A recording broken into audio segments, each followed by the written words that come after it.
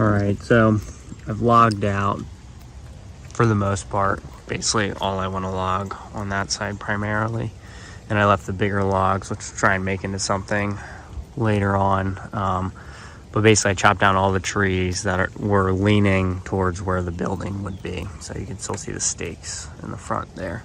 Only other one is I might take that tree down later on, but I want to move some of these logs out of the way. So today we're going to be moving logs around.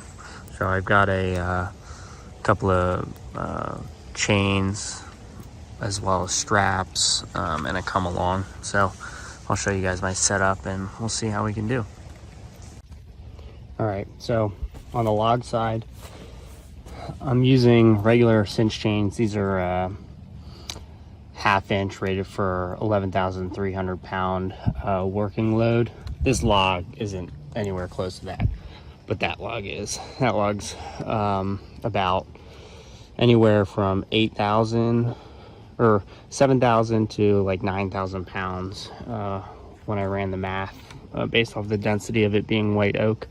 16 feet long on that side. It's 40 inch or 40 inch diameter.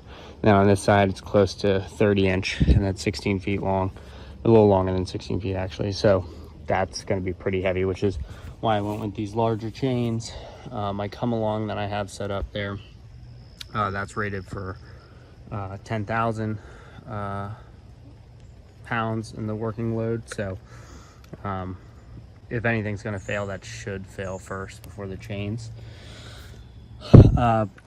And I'm using just regular cinch chains, but what's unique about this setup is normally you would want to use like a choker chain, but this is basically a poor man's logging choker chain, where I effectively looped the cinch chain around itself to create a choker chain. So that's going to cinch up against the log, and we should be able to pull it. And then I'm using the base of a tree.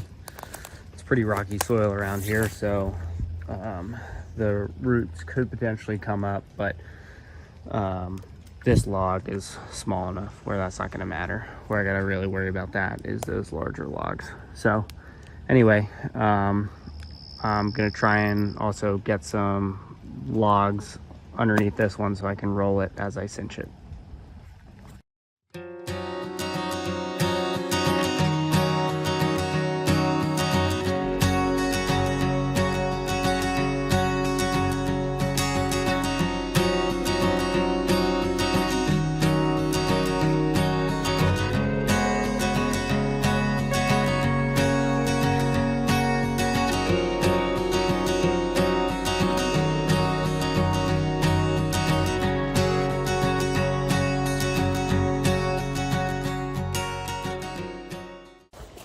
I'm running into a little bit of an issue. So every time I move it, 5 feet or 4 feet approximately, using the come along, I need to untether and adjust the length of the chains. That's easy to do because I could just wrap more chain around the tree. I can do what I did here, which is just double up the chain.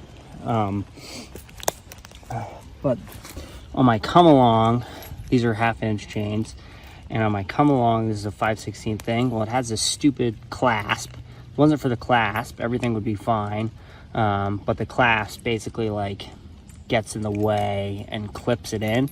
So then for me to untether it from here, which I have to do every time to readjust the length, it just gets stuck and it's a pain to get out. So luckily this come along, and I'll link to it, has these clips where I can just pull this pin out and replace this. So I'm gonna go see if I can purchase some 1/2 inch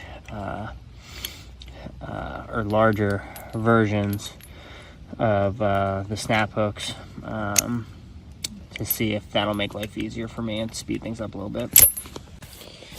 All right, well, after discussing with a bunch of the employees at Ace Hardware and seeing their selection of different hooks that I could potentially replace this with, they had 1 3/8 eye hook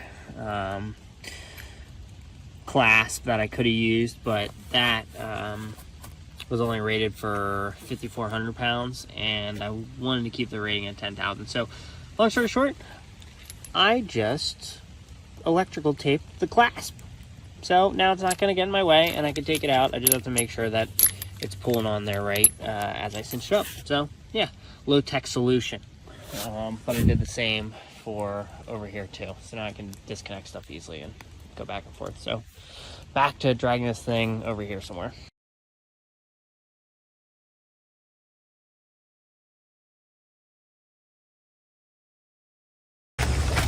So that is the beauty of mechanical advantage. It's slow, but it's not back-breaking work by any means. And now that it's on one part of the roller, I'm going to cut up that roller. That way I have a second piece. We're going to roll that log right over there. And then that will be out of the way, and then we'll move to the next one. Slow work, but it'll be safer this way.